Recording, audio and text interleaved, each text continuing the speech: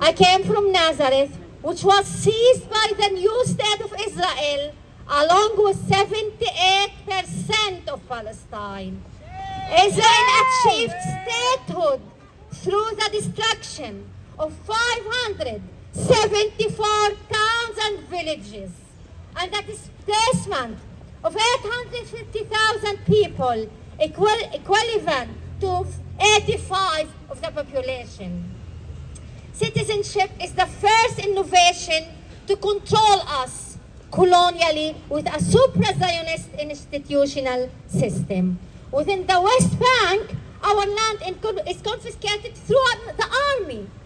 But inside Palestine, inside the newborn democracy, our land is confiscated according to the law. We are colonized by a democratic law, a law which enabled by a majority resulting from an ethnic cleansing.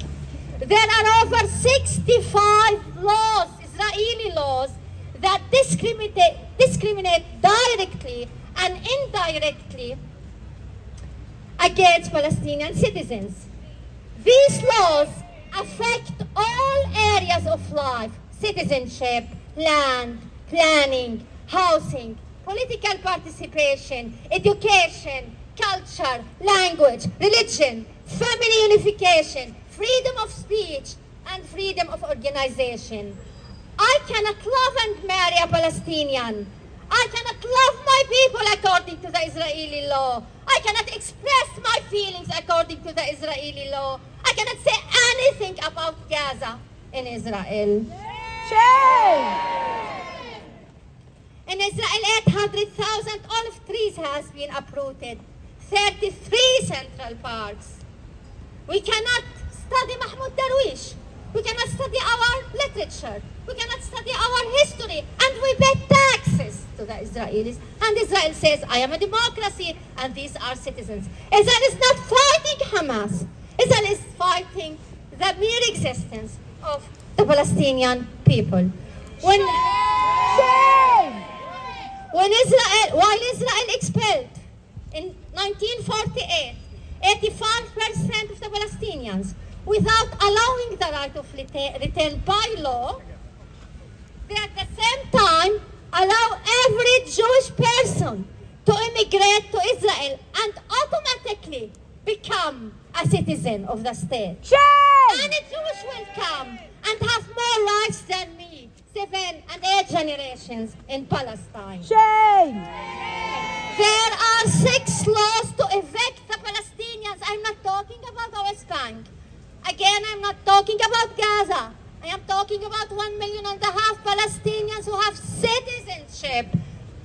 In Israel, there are 6 laws to evict Palestinians from their land and confiscate it for the exclusive use of the Jewish citizens. So here is the democracy.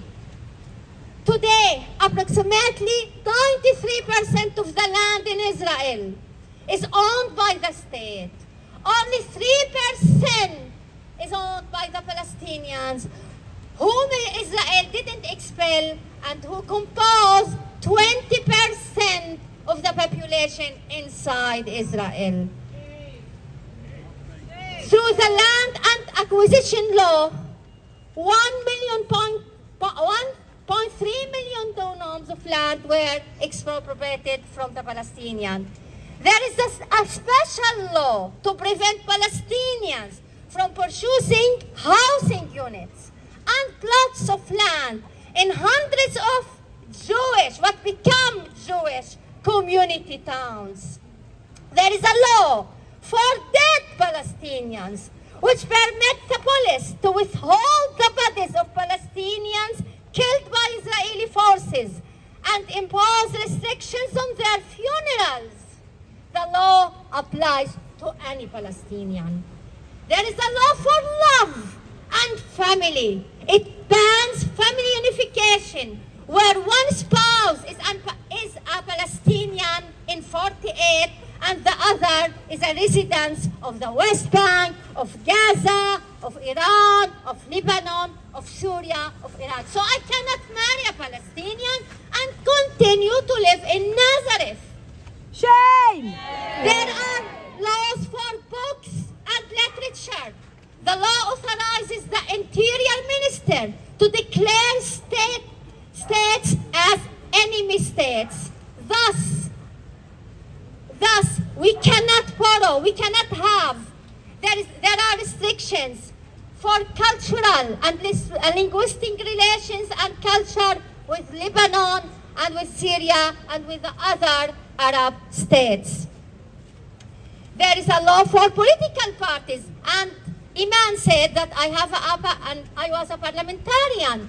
So the law of parliamentarians, the law of political parties prohibiting registration of parties which by their platform deny the existence of the state of Israel as a Jewish and democratic state. So we must recognize Israel as a Jewish state. We must recognize a specific ideology for the state.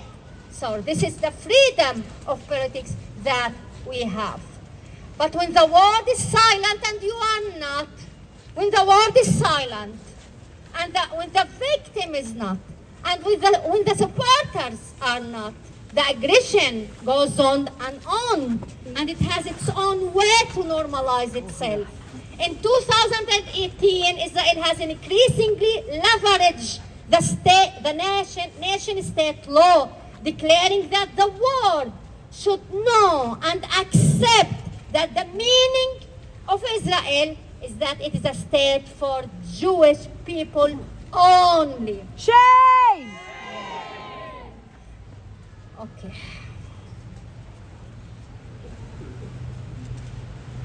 So Israel didn't give us a passport to be free citizen. Israel gave us a prisoner's passport to say to us, from now on, you will stop being a part of your story. You will stop to be a part of your people. You will stop to be a part of the political struggle of your people. So this is colonial citizenship that we refuse, and we declare that even after 75 years, we are part of our people and part of the struggle of our people and part of the political destiny of our people. It should be undeniably clear to the world that Israel's genocidal war against the Palestinian people is nothing more than a continuation, albeit in a more brutal, violent, and overt manner. It is a continuation of a processes that began at its inception. For liberation and decolonization, change cannot come from within the Israeli society. It should be imposed from the Palestinian struggle and from the solidarity campaign from people as you. It should be imposed from outside. This is why boycott, divestment, and sanctions are very important. Israel needs legitimacy. Israel is so sensitive to the discourse of legitimacy. And we will win, first of all, this discourse of legitimacy, and then we will win our freedom.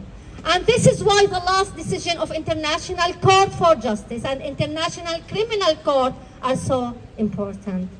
Decolonization and liberation from colonialism are decolonization and liberation for all Palestinians, for the Arab nation, but for also the Jews in Palestine.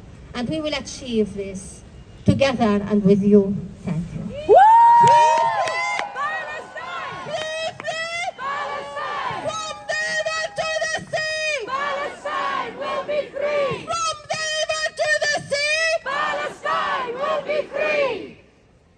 Right. Are you ready?